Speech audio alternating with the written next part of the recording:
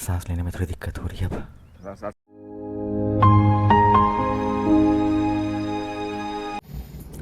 Hello friends, welcome back to our channel. हम हैं the cruise family. आज Ladakh trip का डे 3 है और आज हमारी जर्नी स्टार्ट हो चुकी है नुब्रा से और डेस्टिनेशन है अपना सबका फेवरेट पैंगोंग लेक। वैसे अगर आपने लद्दाख ट्रैवल किया है तो आपको पता ही होगा, यहाँ स्मूथ रास्तों की उम्मीद तो बिल्कुल मत ही रखो। रास्ते शुरू होते ही local of reading test start हो गया है। गाड़ी पत्थर और बस ये डर है कि कहीं टायर पंक्चर ना हो जाए, लेकिन सच कहूँ तो इसी रफ पैच में एक अलग ही थ्रिल है। चलो देखते हैं आगे क्या मिलता है। नुब्रा से पैंगोंग जाते वक्त रास्ते में श्योक रिवर मिलती है, जिसे लोकल भाषा में रिवर ऑफ डेथ कहा जाता है। अभी रास्ते में एक पॉइंट पर आकर गाड़ी खुद ब खुद रुक गई। मतलब just look at this view. Camera में शायद उतना ग्रैंड ना लगे जितना सामने से दिख रहा है। ये है श्योक वैली। चारों तरफ बड़े बड़े पहाड़ हैं और बीच से ये पतली ब्लूइश रिबन जैसी श्योक रिवर बह रही है। यहाँ की खामोशी ऐसी है कि बस मन करता है कि गाड़ी बंद करके यहीं बैठ जाओ। कुछ देर यहाँ रुककर व्यूज़ ऑब्जर्व करिए, थोड़ी फोटोग्राफी की और फिर आगे बढ़ते हैं। इसका ये नाम इसलिए पड़ा क्योंकि पहले यहाँ ट्रैवल करना बेहद खतरनाक था और सडन फ्लैश फ्लड्स आने की वजह से रास्ते गायब हो जाते थे। आज यहाँ BRO जो कि बॉर्डर रोड ऑर्गेनाइजेशन है, उनकी वजह से स्मूथ रोड है, लेकिन इसका रॉ और वाइल्ड टेरियन आज भी इसी नाम को जस्टिफाई करता है।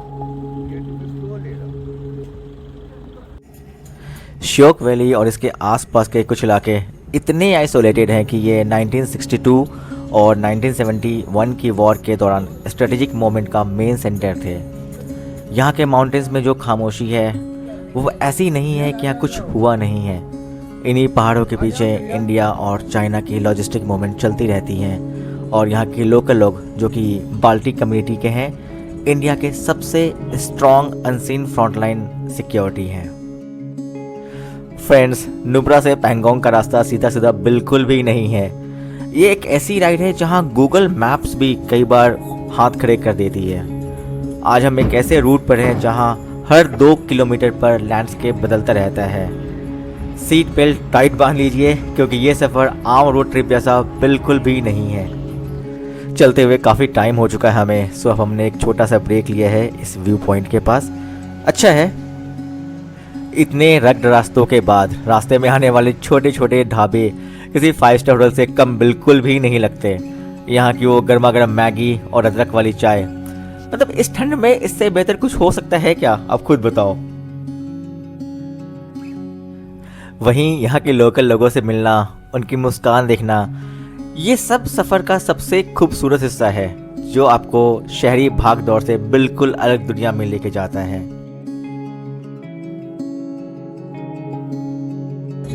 अरे भैया रुको रुको रुको, गाड़ी साइड में लगाओ, देखो वहाँ पे कौन बैठा हुआ है।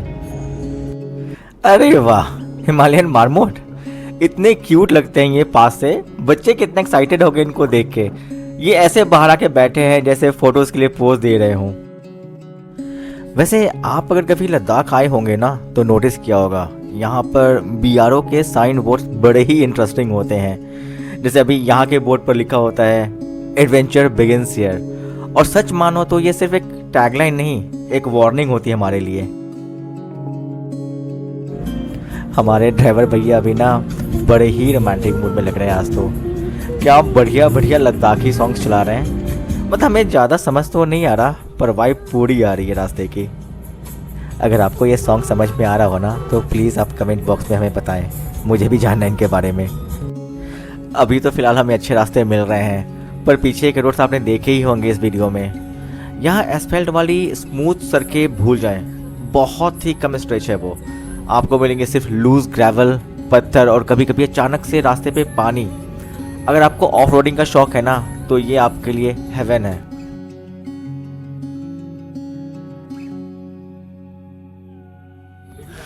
पिछले कई घंटों से पत्थर, धूल और उबड़ खाबड़ रास्ते झेलने के बाद अब लगता है कि बस और नहीं भाई, और तभी अचानक सामने एक मोड़ आता है। ऐसा लगा कि जस्ट पैंगोंग लेक आने ही वाला है, लेकिन ऐसी किस्मत कहाँ, अभी थोड़ा टाइम है पैंगोंग लेक के लिए। बने रहिए हमारे साथ। और बस वो मोमेंट आ गया है जिसका सुबह से इंतजार था हम सबको। ये सामने देखिए लेफ्ट हैंड साइड पे पैंगोंग लेक की वो पहली झलक। जैसे ही वो ब्लू वाटर नज़र आता है ना, सारी थकान 1 सेकेंड में गायब हो जाती है। जैसे जैसे पास जा रहा है पानी का कलर चेंज हो रहा है, कभी डीप ब्लू, कभी टर्कोइश ग्रीन। कितनी भी फोटोज़ या वीडियोस देख लो, जब आप खुद वहाँ पे पहुँचते हो ना, तब असली मैजिक फील होता है आपको।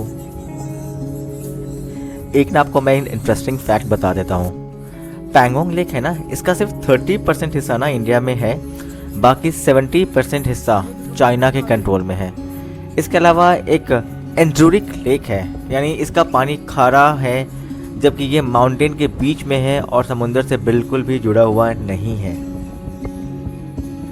पैंगोंग लेक की ना सबसे बड़ी खासियत है कि ये दिन में अपना रंग बदलती है, कभी डार्क ब्लू, कभी टर्कोइश ग्रीन, तो कभी कभी लाइट क्रिस्टल ब्लू। साइंस के मुताबिक ये सनलाइट के एंगल और पानी के मिनरल कॉम्पोजिशन की वजह से होता है, लेकिन देखने में ये किसी जादू से कम बिल्कुल भी नहीं लगता।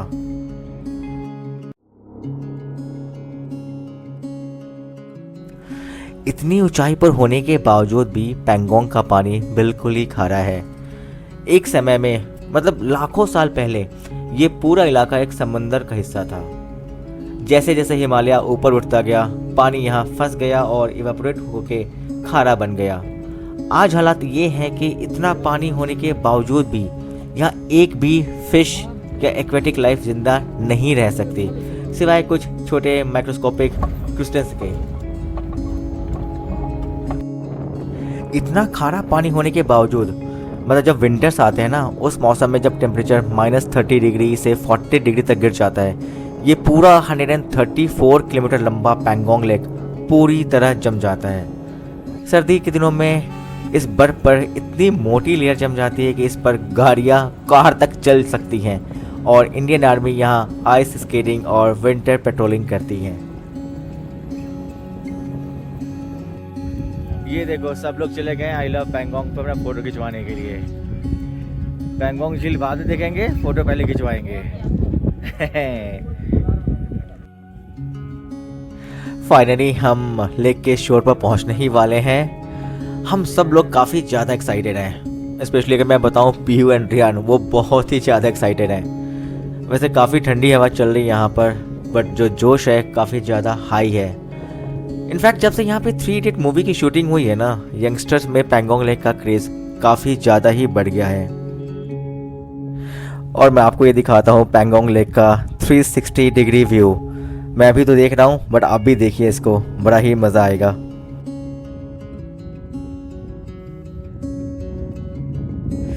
धीरे धीरे हम सब लोग लेक के शोर पे पहुँच रहे हैं और सबका जोश बहुत ही ज़्यादा हाई है।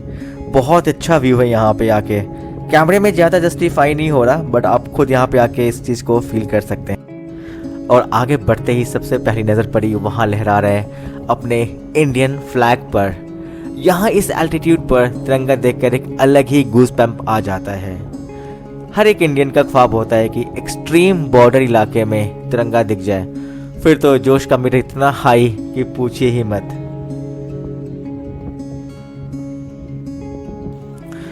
इतना ज़्यादा सुकून मिल रहा है यहाँ के ना कि मैं क्या ही बताऊँ आपको। मतलब मैं इसको ना शब्दों में बयान नहीं कर सकता। बच्चे तो बिल्कुल गाड़ी से उतरते ही पागल हो गए हैं। बिल्कुल ठंडा पानी, वो पत्थर, और उनकी मस्ती बिल्कुल ही रुक नहीं रही है। उनको तो बस पत्थर फेंकने हैं और पानी में दौड़ना है। उन्हें खुश देखकर पूरा सफ़र वसूल हो गया हमारा।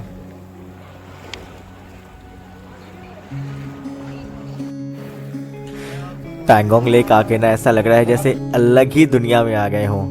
क्या बच्चे, क्या बूढ़े, सब लोग यहाँ की खूबसूरती में खो गए हैं। इससे पहले हमने ऐसा नज़ारा कभी भी नहीं देखा। दोनों बच्चे पीयू और रियान माउंटेन्स पर ज़्यादा कभी गए नहीं अब तक, बस बीच पर ही मैक्सिमम टाइम गए हैं। और रियान को तो ऐसा लग रहा है जैसे खुशियों का खजाना मिल गया हो। उसे इतनी मस्ती करते हुए लास्ट टाइम हमने गोवा के बीच पर देखा था।